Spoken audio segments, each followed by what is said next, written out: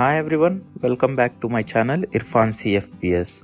Learn fire protection design for 100% free.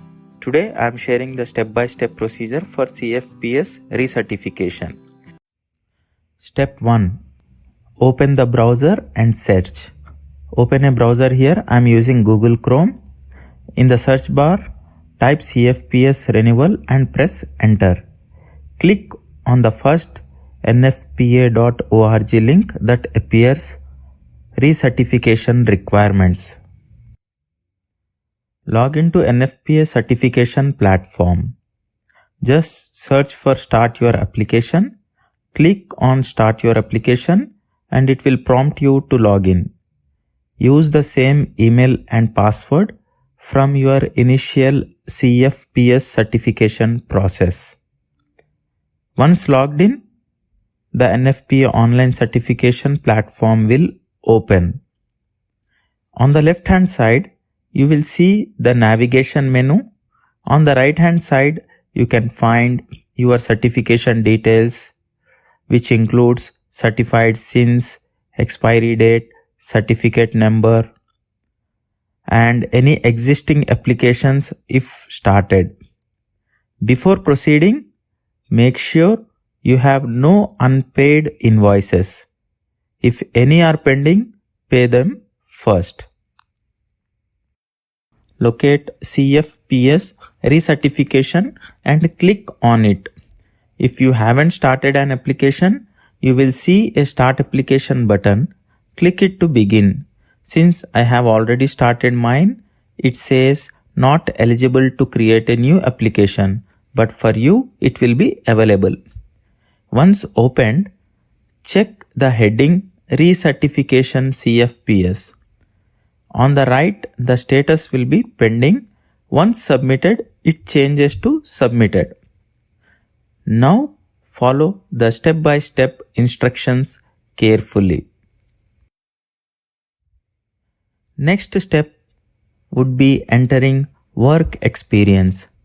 Since CFPS certification is valid for 3 years, you must prove your active involvement in the fire protection industry.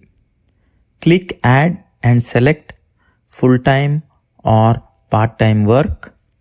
Enter start and end date. Provide a brief description of your work.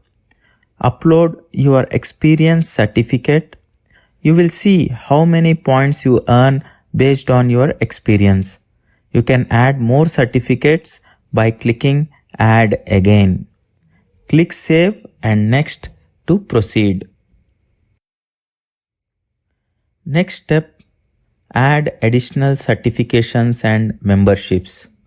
If you are a member of any fire safety organizations, add them here. If you obtained additional fire safety certifications during these 3 years, upload them as well.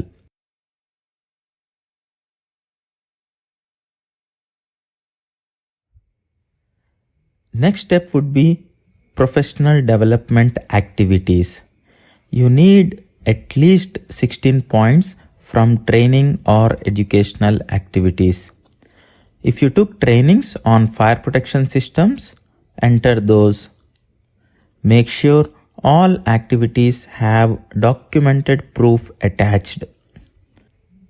If you are teaching fire safety courses, include that too.